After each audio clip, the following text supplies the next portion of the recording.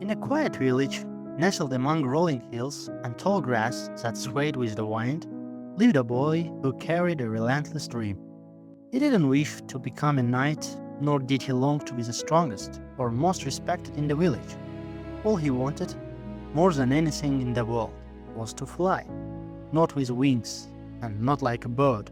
He didn't want to escape the world, just wanted to rise because something inside him said he could. Every morning, he would climb the highest hill. He stood there alone, breathing in the fresh air while the world still slept. And then he jumped. He always fell. The earth was hard and unforgiving. But every time he got up, bruised, aching, yet with the same quiet fire in his eyes. He was never afraid of falling. What truly frightened him was the thought of never trying again. At first, people watched with curiosity, then they began to laugh, and in time they grew annoyed. He is wasting his time, they said. He is not in his right mind. He is bringing shame to his family. And one day, the boy stopped.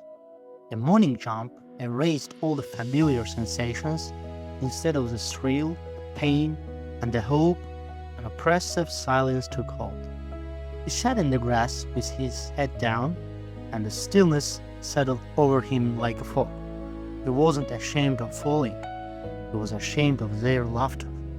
Ashamed that the world had mocked something so deeply personal. And for the first time, he wondered if the dream had ever been real at all. It didn't appear for 3 days. The world didn't seem to notice, or maybe it just didn't care. He tried to tell himself it didn't matter, that letting go would be easier. But deep down, he knew that wasn't true. Without the dream, something inside him felt empty, as if he had lost more than just hope. The emptiness turned out to be not quiet and peaceful, but echoing and painful. It pressed on him from the inside, far harder than ground he crashed upon. By the end of the third day, he realized a simple truth. The pain from the falls and the ridicule was nothing compared to the pain of betraying himself. Returning to the hill was no longer a choice. It had become the only way to feel whole again. And on the fourth day, he returned. Once more, he climbed the hill. Once more, he stood alone. There was a heaviness in his chest he couldn't explain. He didn't know what he hoped to find. He only knew that if he turned back now, he wouldn't just be leaving the dream behind.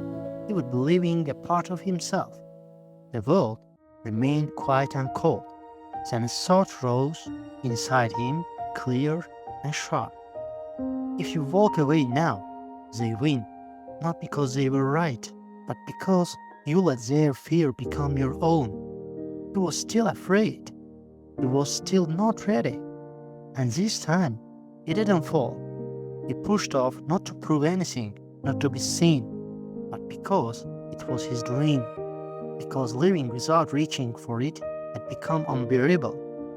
He closed his eyes and let go of everything, the fear, the doubt, the need for anyone to understand. Only silence remained and motion. And in that silence, he felt it. He wasn't falling, he was rising. Not quickly, not high.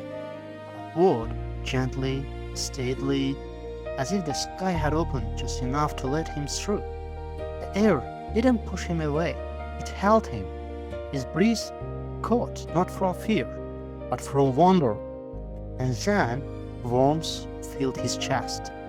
He was flying, not in a dream, not in a story, but here, now, alive. Down below, others watched in a silence. The ones who had once tried, the ones who had nearly believed. And in that moment, he became more than himself. He became everyone who had ever dreamed, but never jumped. He flew, and there was nothing left to prove. The last. There will always be dreams that only you can see and hear. Others may call it madness, for they measure your path by the standard of their own fears and doubts. But your truth isn't defined by their laughter, but by the deafening silence that settles in your soul when you betray yourself. True flight isn't about conquering the sky, but about conquering the fear of being completely and utterly yourself. After all, you don't need to prove anything to the world, but only to the voice inside that has been whispering to you from the very beginning, you can.